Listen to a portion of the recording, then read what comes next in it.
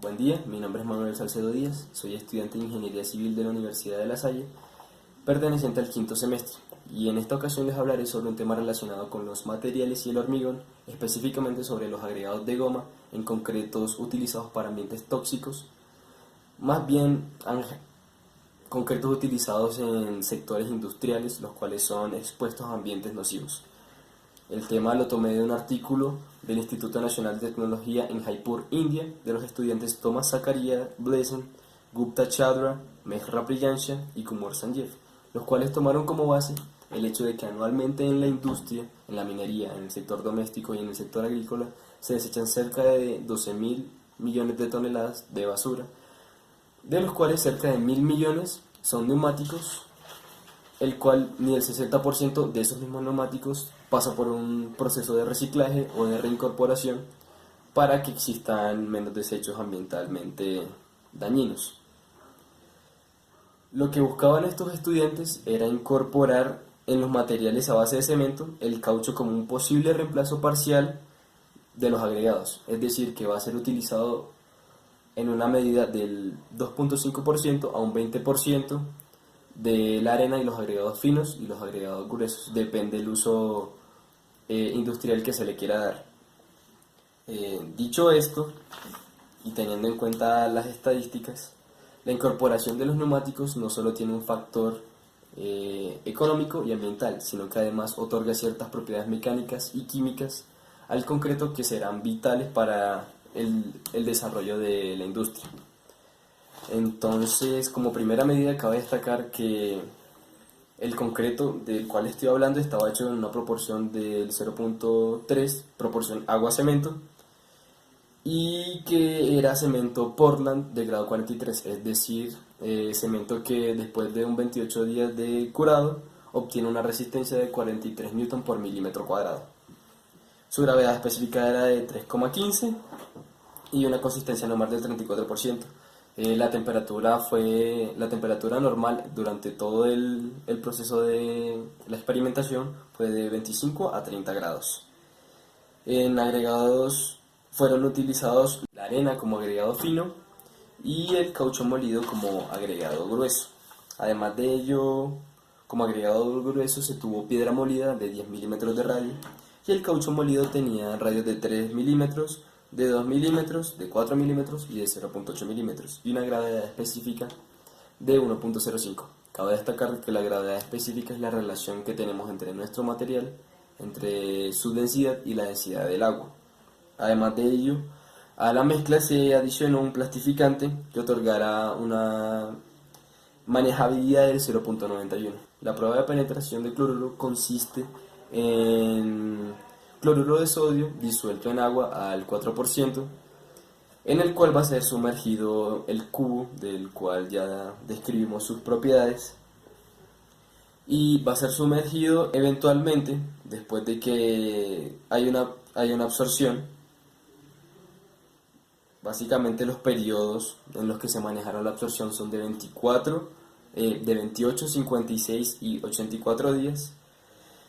Básicamente después de cada periodo se va a agregar nitrato de plata, AgNO3, el cual va a reaccionar de distinto modo de acuerdo a los iones que están dentro del cubo. Tendrá un color blanco la espuma que se verá si el nitrato está reaccionando con los iones cloruro, es decir, los iones separados del NaCl. Y tendrá un color más café cuando reaccione con los iones de hidróxido. Es decir, que se medirá la penetración del cloruro en el cubo mediante la diferencia de color cuando cambia de blanco a café. Hasta cuando cambia a café se mide la distancia del borde a cuando cambia de color.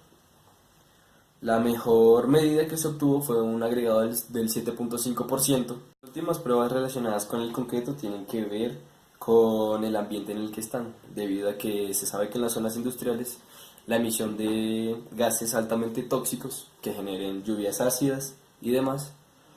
es un factor importante a considerar debido a que dichas sustancias son capaces de corroer el concreto en gran medida. Por lo tanto, la prueba de carbonatación, la pérdida de peso y la absorción de agua frente al ataque del ácido sulfúrico son importantes.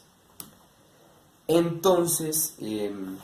teniendo en cuenta la absorción de agua frente al ácido sulfúrico,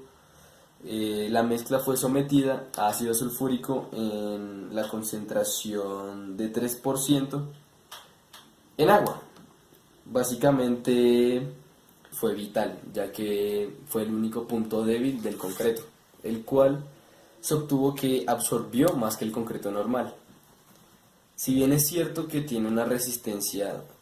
mayor cuando es atacado, la absorción de agua frente a un ataque de ácido sulfúrico es bastante mayor y tiene una característica inusual, la cual es que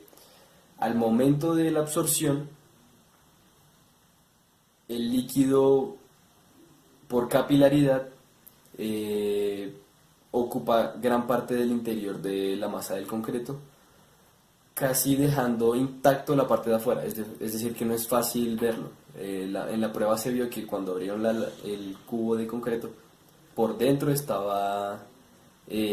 bueno, cuando se hizo la prueba con el pH y se determinó dónde estaba el ácido sulfúrico,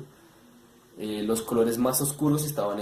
en el centro de la masa del concreto, es decir, que ahí estaba el problema. Siguiendo con el tema, la última prueba vital era la resistencia a la carbonatación, es decir, que el concreto era expuesto a un ambiente con dióxido de carbono en una concentración alta para ver la corrosión que tenía y la afectación que generaba en el concreto. Pues bien, en una zona industrial, la presencia de dióxido de carbono por las distintas combustiones es bastante alta. Se obtuvo que la proporción de 12.5% de gránulos de neumático triturado era la proporción óptima para la carbonatación. Para concluir y básicamente teniendo en cuenta todos los datos que anteriormente dije, las características que mejoraron el concreto, además de su coeficiente de absorción por agua bajo la inmersión, mejora la resistencia a la penetración de los iones de cloruro, es decir, que lo hace mucho más resistente a la corrosión. Además de ello, mejora su compresión y su coeficiente de elasticidad, su módulo de elasticidad, debido a que la goma lo otorga. Además, otorga cierto grado de impermeabilización debido a que la goma, o bueno, este polímero tiene un bajo módulo de permeabilidad